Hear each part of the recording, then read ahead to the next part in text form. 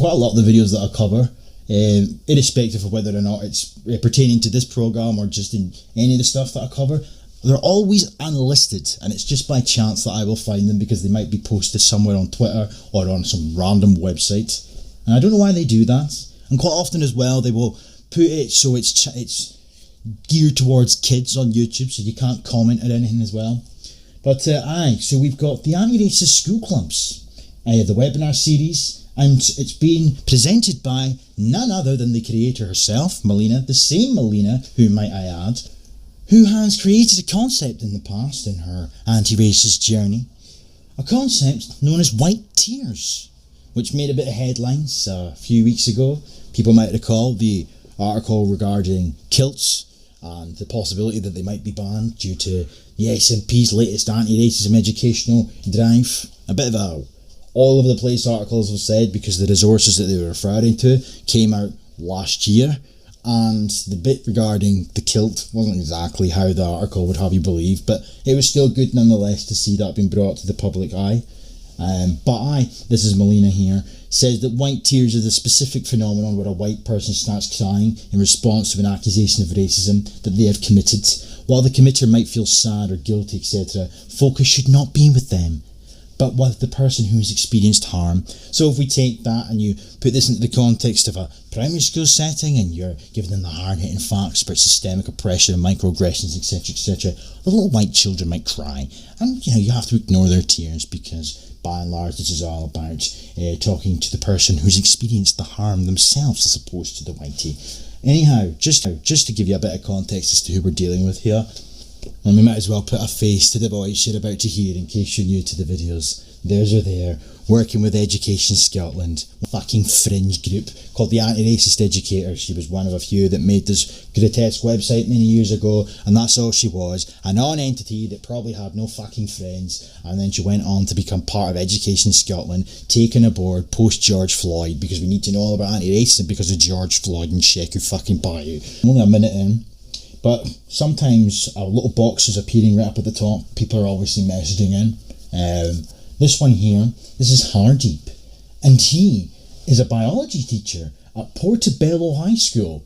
I am a Scottish Indian, well, unless you have a parent on both sides of the argument, then you're fucking nuts. However, he then finishes off from what I can see, and I have been teaching for 11, so anybody from Edinburgh, it'd be interesting to know if you know who Mr. Hardeep is, because Mr. Hardeep himself is participating in the Anti-Racist School Club webinar, which probably means that Mr. Hardeep is one of these who up until now were one of those anonymous anti-racist educators that I've been pointing here. We know there's at least 80 odd of them hidden in and around Scotland and all the local authority areas. Well, maybe potentially Mr. Hardeep was one of those instigators. We also have Monica from the SQA, who's a newly appointed policy manager specialising in none other than anti-racist education. We know now that there's somebody working within the SQA setting who's again part of this webinar. Does that mean she's also somebody who was part of the programme itself? She says herself she specialises in anti-racist education. Very bizarre if you ask me.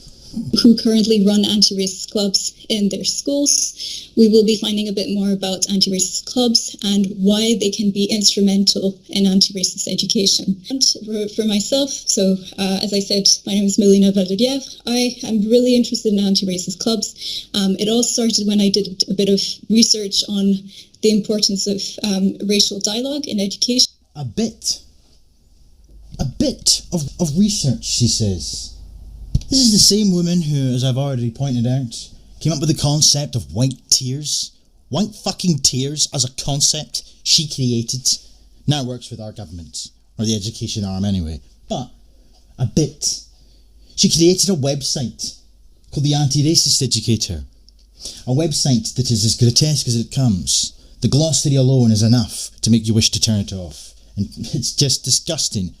Anti-white bio from start to finish.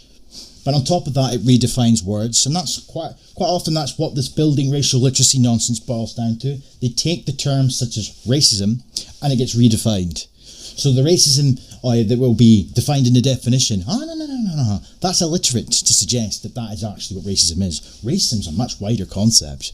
So you'll be able to point out every nook and cranny. All of a sudden it goes from how it's defined in the dictionary to instead being responsible for the systems that surround us, oppression, microaggressions, structures, etc. The whole of society. It's all based on racism. The system itself is racist. The country is racist. And then, of course, that will then in turn be all the information that you will need to be able to look at every single disparity across society. And if it doesn't benefit BAMEs, or if they're not at 50-50 equal on paper, the same way that the feminists will operate with the percentage points in Parliament for representation, same sort of thing is applicable here.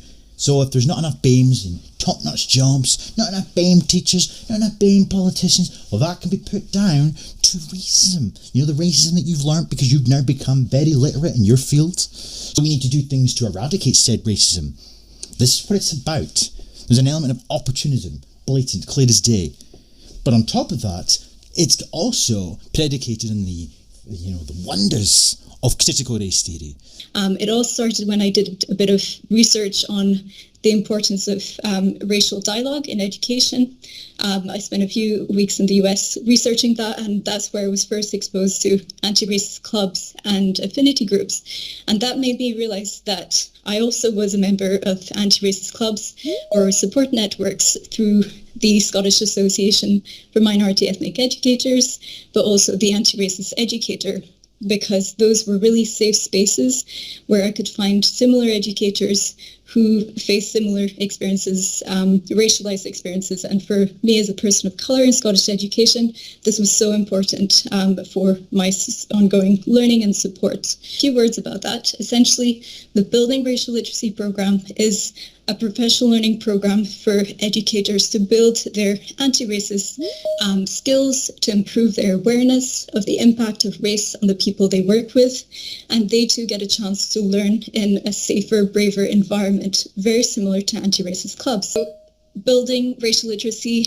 led to BRL Plus, Building Racial Literacy Plus webinars, and this is our very first webinar of this series. Okay, good afternoon everyone. My name is Graham. I work alongside Melina in Education Scotland. I work in the curriculum innovation and design side, and I'm really at the start of my journey towards becoming an anti-racist educator.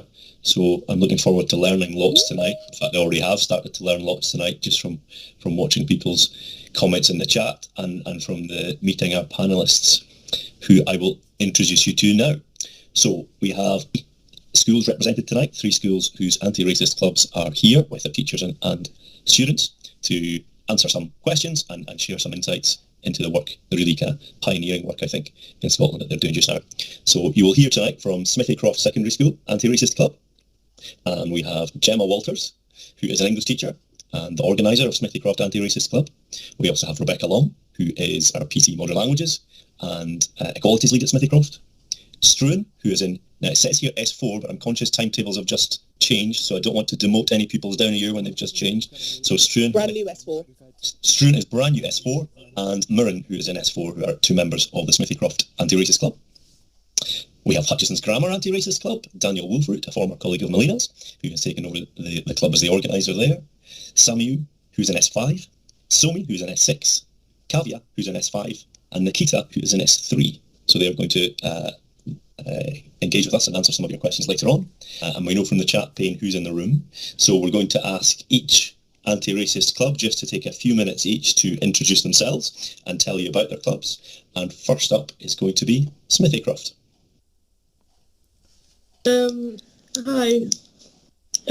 We meet every week at lunch, just once a week, and it's fairly informal, so it feels more comfortable when you're talking about different racial problems. Our main goals are to spread awareness, not only about talking about racism, but being confident in talking about racism, because a lot of people don't know what to say or are scared that if they say something wrong that they'll get into trouble when they really don't know what's right and wrong in the first place. Great, fantastic stuff. You'll notice here, this woman, I've covered her a few times. She was one of the poster childs for the programme when they were teasing it. You know, her and the woman with the questionable background who worked with autistic kids. It was always them two that were incorporated in the videos. But she's smiling away there as this girl reads from a piece of paper. Yeah, very droll, dulcet tone. I'm not having a go at her for that. There's just the way some people are. But come on. Yeah, you know, she's not exactly setting the world alight here, is she? We get together and talk about racism. And some people get it wrong.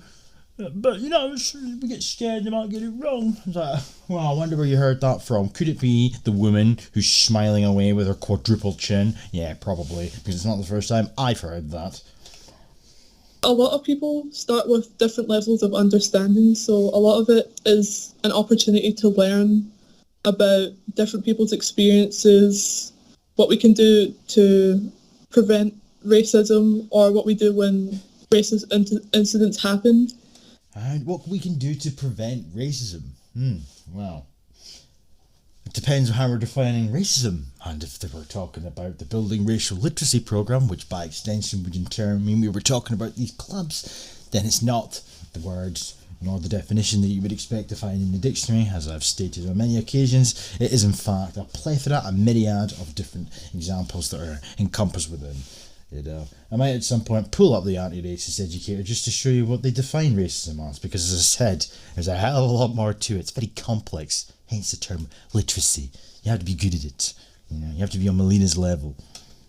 It's really welcoming, so there's no pressure to be completely right about anything, because it's really difficult to do that, and it's just a good opportunity to connect with people that are like-minded. I'm going to go on to Hutchison's Grammar.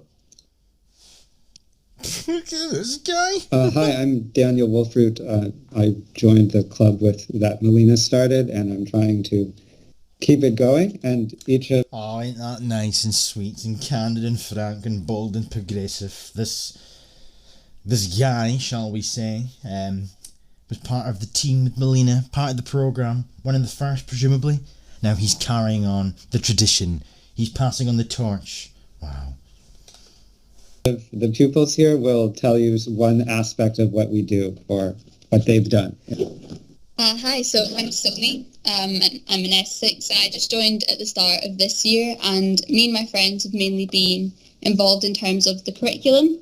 So there were a few complaints that certain aspects of history or sometimes modern studies, certain topics are a bit biased. For example, the British Raj in India having a kind of more Western perspective. So I believe that the 6 years they've now gone on to uni and things, but last year they did a lot of work with the history departments to try and see what could be done about the curriculum. So this year we sort of followed up on that to see what had been changed, if anything had been, and it was really encouraging to see that the teachers were actually very aware and on board with the changes that we wanted to see. And there had even been new topics introduced for history, things like more topics regarding World War II, the Holocaust, Atlantic slave trade. These are topics that we weren't taught, and so it's really encouraging to see that if you put your opinion forward, it really can make a difference. So I think that's one thing that's really important about the power that they can hold in education.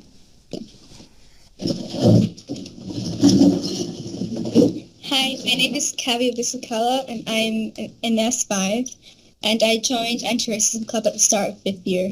And one of my main goals this year is to raise an Hindu assembly. Ever since I was in the first years of high school, I saw that there was a Christian assembly, a Jewish assembly, and a Muslim assembly, but never a Hindu assembly. And I always wondered how come my religion was never talked about and raised in school. So I think that was my main goal this year, was the journey of getting a Hindu assembly and trying to find a contact and talking to different teachers about the prospect of a potential Hindu assembly. And we have found a contact, and we have made contact with the person who could potentially run a Hindu assembly. So hopefully that will come across next year. Thank you.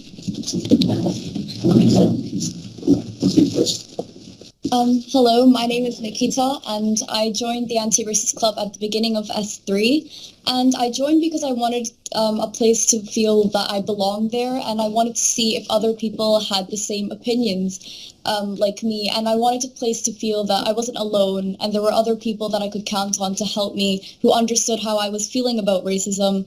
And I recently made a presentation on racism for international education, and my teacher suggested that I share with the Anti-Racist Club.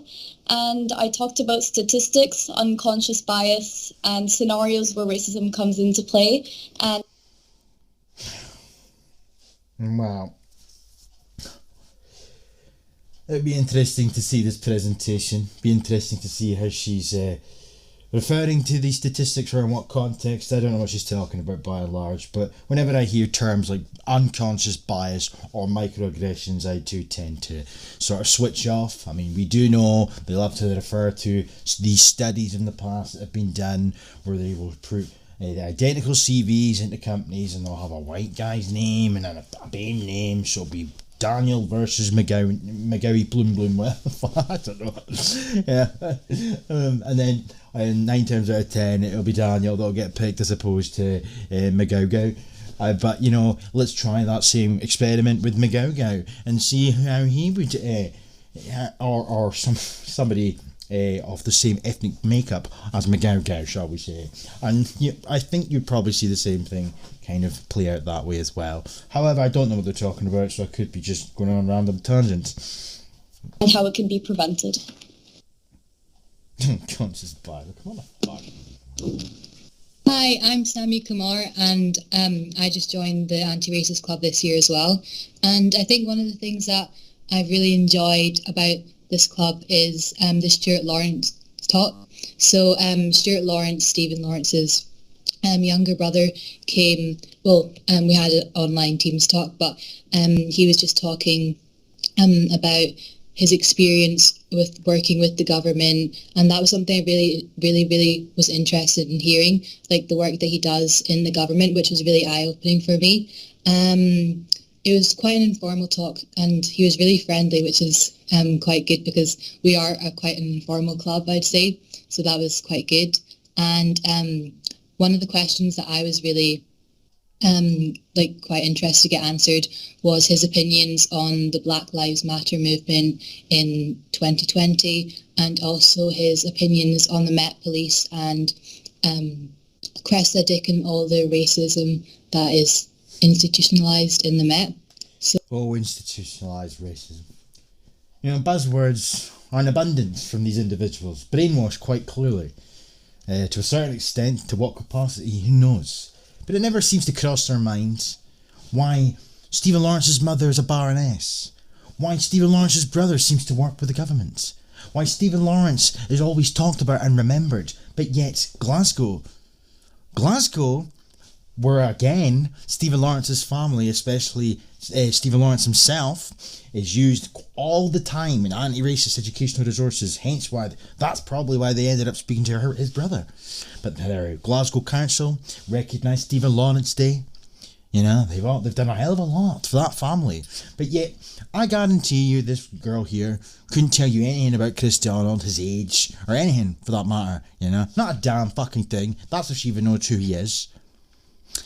So at any point does she stop to wonder to herself if she was to find out about Chris Donald, or even if she does know? It'd be more interesting if she did know, but simultaneously didn't know all that much.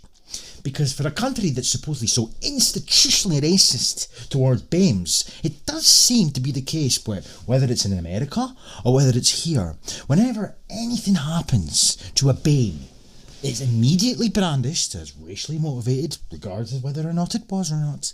And you will never hear the end of it. That's why we know all about George Floyd. That's why we know fuck all about Tony Timper. That's why we know all about Stephen Lawrence, but we know nothing about Chris Donald. You know, and that is a pattern that repeats itself all too often, and it never ever at any point crosses these people's minds, because they are so hell-bent in their belief that there's institutionalised racism and oppression, and they're fighting the good fight. It's nonsense. Don't want to lose my rag at teenagers, but even listening to what she's saying, she's to a certain extent reiterating shit she's been taught from somewhere. Some questions that we hope will allow us to share and allow them to share some of the activities and reasons for having an anti-racist club or an anti-racist society. So I have the first question then. And the question I'm going to ask is about what people's favourite things about having an anti-racist club are. So what are your favourite things about your anti-racist club? And I think we're going to come to Sammy and to Shyla for this one. So Sammy, I don't know if you want to come in first, and then maybe we can come to Shyla. Hi. So my favourite things about the Anti-Racist Club is probably how open everyone is. I think it's a really good and safe space for people to just talk about their experience, and even if it makes them upset, they still talk about it, and then we discuss it. So that's probably one of my favourite things, just how open everyone is, and just that they're willing to share their experience, even if it really makes them upset. Another thing that I really like is the variety of the club. So we don't just watch videos or just talk. We get people in to speak, like Stuart Lawrence. We also just discuss events among us, like as a group. And watch videos, PowerPoints, have people presenting. We did a presentation on a book, I think some of the younger students, which is really interesting. So that's probably another one of my favourite things. And then it's also a really good space to make friends, because you're bonding over your experiences in racism, or just bonding over how to... I'm sorry, this is the same thing as Sturgeon, with the independence routine that we're hearing again, where she continuously brings up independence, but what she's actually meaning when she says the word independence, you should be taking that word out and replacing it with EU membership, she's saying. But instead of actually referring to it as it is, call a spade, she instead insists on calling it independence. That this girl continuously brings up racism and our experiences of racism, etc. But as I've said, we're not talking about the racism that you would expect it to be when she says that word. The definition in the dictionary, the word in the dictionary, that's not what she's talking about. That's not what she's describing when she's referring to her experiences of racism. Quite what she's referring to could be fucking anything. But, on the Melina's old website, it says that racism is such a challenging concept to define in just a one sentence. So it's best to instead, break it down into all these different subcategories, if you will. These subcategories is interpersonal racism, or it could be internalized racism, institutional racism, systemic racism, theological racism, scientific racism, cultural racism, racial capitalism, environmental racism, or colonial... I can't actually pronounce that word. Whatever. But that's the long-standing patterns of power that continue to occur following colonialism. In common sense, in the self-image of peoples, in aspirations of self, and so many other aspects of our modern experience, in a way as modern subjects, we breathe coloniality all the time and every day. And then we've got down here, just to finish off, racism is, and of course they've redefined racism, as I've said, they've done this with a multitude of different things. Racism is race, prejudice, and social plus institutional power. Racism is a system of advantage based on race. Racism is a system of oppression based on race. Or racism is a white supremacy system. So it could be by and large a myriad of different things that girl is referring to. It's not really just a case of her saying, our experiences of racism, we sit and have a circle jerk and talk about it and watch PowerPoint presentations about it. Because you automatically would assume that somebody said something nasty to her about her skin colour, but that's not what they're referring to. No, because we got to remember, folks, they're racially illiterate. These people are fucking whack jobs, and I just think it's absolutely phenomenal how this is going so unnoticed. I mean, obviously, as things currently stand, these clubs, from what I can tell, this is up to kids, whether or not, or teenagers, because kids are involved in this as well. It exist because the teacher in the vicinity is part of the programme that's been set up, and the long-term plans that have been spouted about and suggested is for in time all teachers across Scotland to have this as part of their training. And it's all critical race theory centric. That combined with the curriculum reform that's currently in the pipeline being worked upon pretty much under lock and key in terms of how much we're getting as the public. We should be knowing all about it really, but we're not hearing a damn thing. All these things are coming into effect. And all you need to do to get a bit of insight as to how these people think and what they're basing their rhetoric on and their policies and whatnot on, go onto this website. Honestly, it's a fucking goldmine, if you can call it that, for all the wrong reasons. It's fucking vile, pardon my French. It's vile. Absolutely vile. From start to finish. Up to racism, everything. So, yeah, that's what I like about an anti-racist club.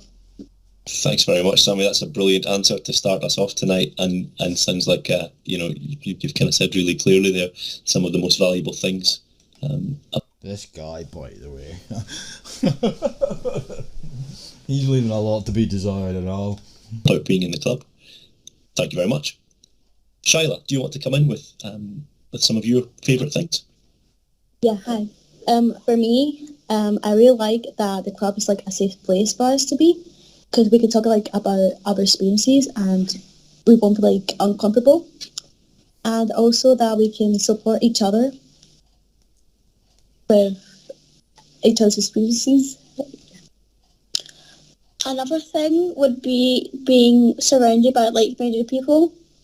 You know that there won't be any like you won't be judged and everything.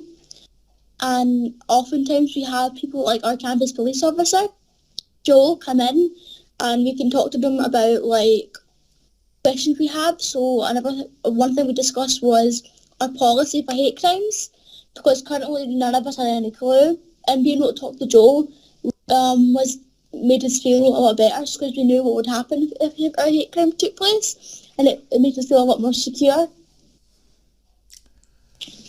That's brilliant, Shyla. Again, you're talking about the value there in having that kind of shared space and that quite inclusive space, but also the value that visitors and different people coming into that can bring as well. Thank you both very much. Oh my God.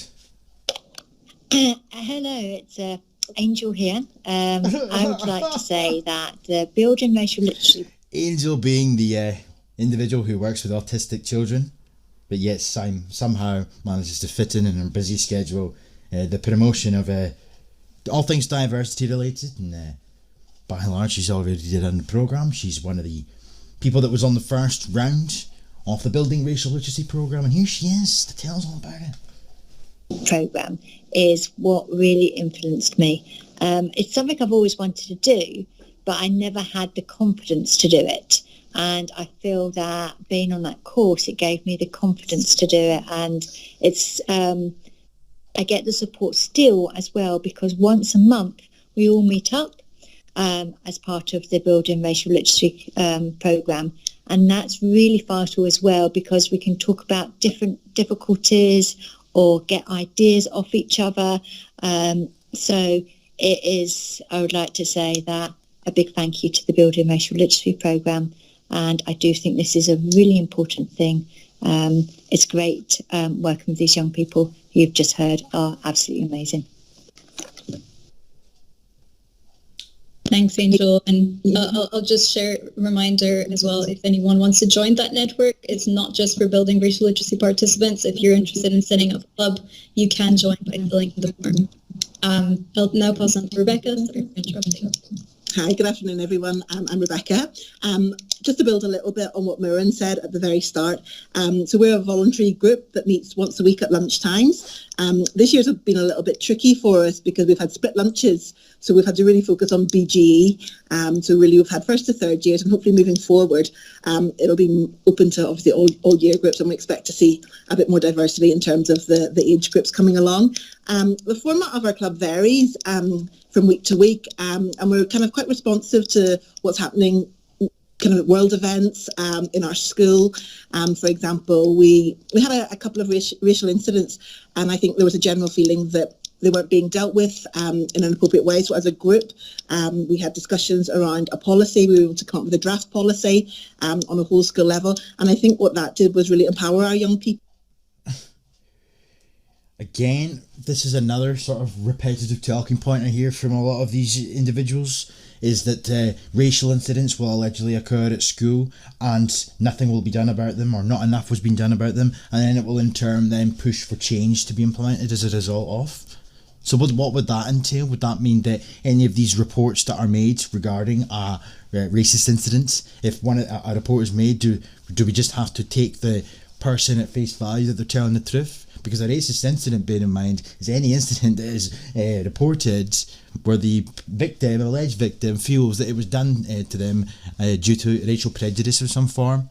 So you could call somebody a dickhead, and that individual that you called a dickhead could be a BAME. That BAME could feel that you called said BAME a dickhead because he's BAME. Then said BAME goes to the teacher to report that as a racist incident. What's the teacher meant to do? Can she prove it? Can she prove it? Can she not? And if she can prove that you called him a dickhead, can she then prove that you called him a dickhead because he's BAME? Probably not.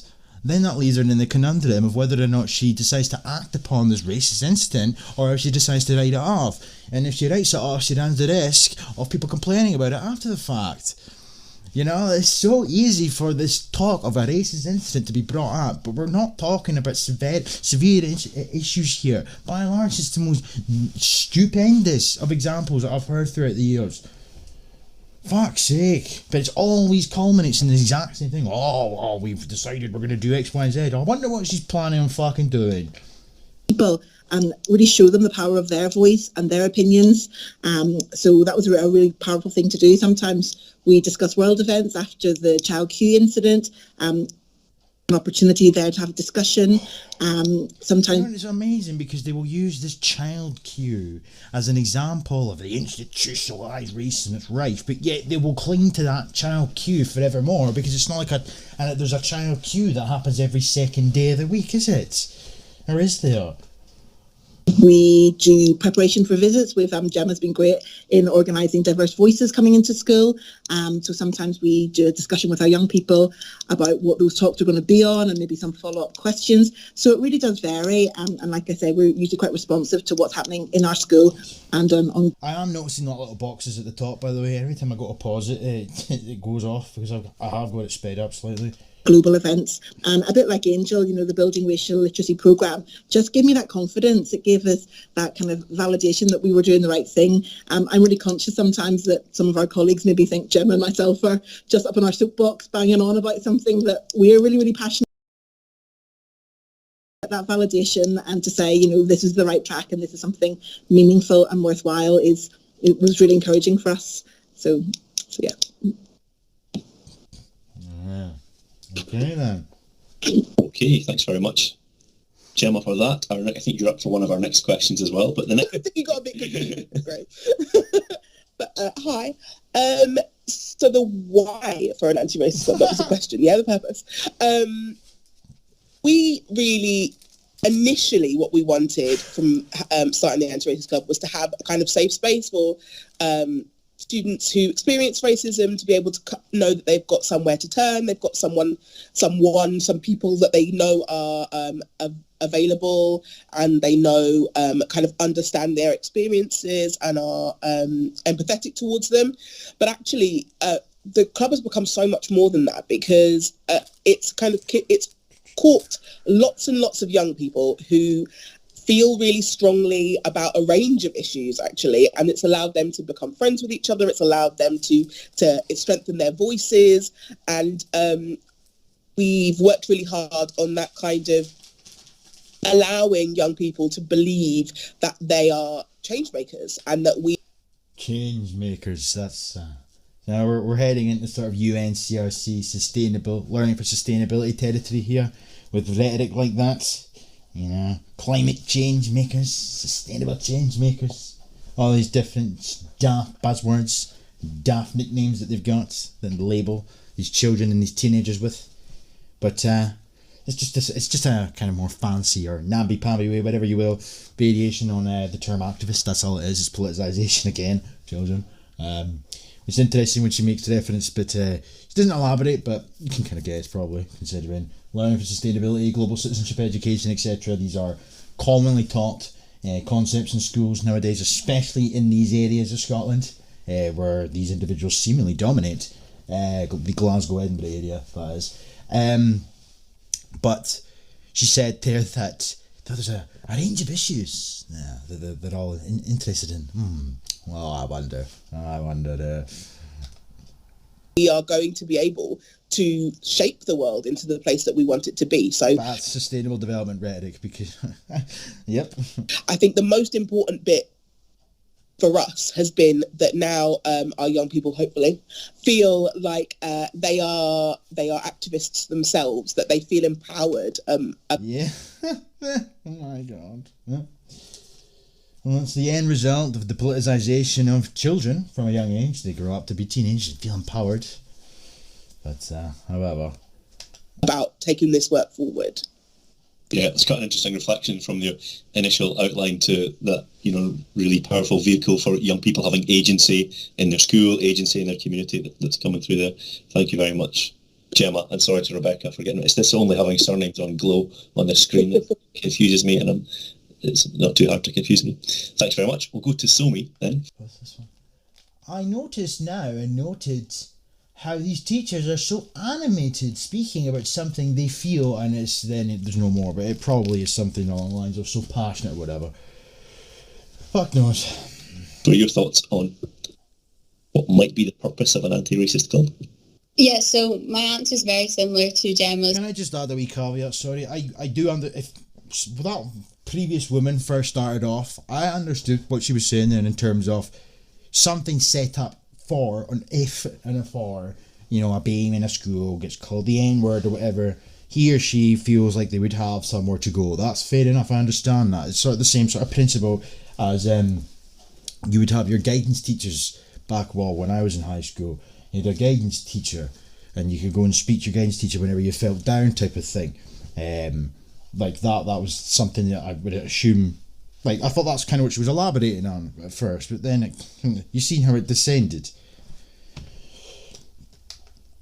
So of course it's a place where you can be from wherever in the world and you'll feel empowered and supported, encouraged. You can share your experiences, learn about experiences of other people, how that might affect people. I think everybody has found it very eye-opening, even if they've personally faced racism, just to see how different it can be for different people. And of course, being change makers, it's definitely been so encouraging to see change makers. Come on now, that how conversations that have been had last year have actually impacted the curriculum and how you can make a difference, and that's okay. definitely something that I think is probably the purpose of this club. Mm-hmm. And the fact that you can see that, and that that's curriculum changing, teachers responding to what you're doing is massively powerful, isn't it? Brilliant, thank you, Somi. Anti-racism, important in your club name. We're going to come to Mirren and then Shaila for this one. Because it's not enough to be against racism. You must be actively anti-racist. I assume that's got to be one of the answers, surely.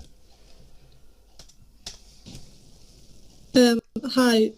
I think the term anti-racism is so important for our club because it's so easy to just not do anything racist particularly and just stand on the sidelines. But what our aim is certainly is to get people to challenge that racism that they would otherwise not know what to do about or just... Wait a minute, Wait a minute, I have to play that back. What the fuck? I think the term anti-racism is so important for our club because it's so easy to just not do anything racist. So yeah. She says it's so easy to not do anything racist, right? Okay. So I got that bit, but I don't really get the next bit, right? Particularly, and just stand on the sidelines. But what our aim is certainly is to get people to challenge that racism that they would... Right, okay, but if we're all, in theory, right... Again, I think what she's alluding to here is the colourblind society, but she's going a really retarded way about it because they don't like the colourblind society. That in and of itself is harmful, according to the Building Racial Literacy guru at the top of the screen. But she starts off here by saying that it's very easy to just not do anything racist or be racist, but we need to be challenging the racism. But if nobody's being racist or doing anything racist, then how can you challenge it?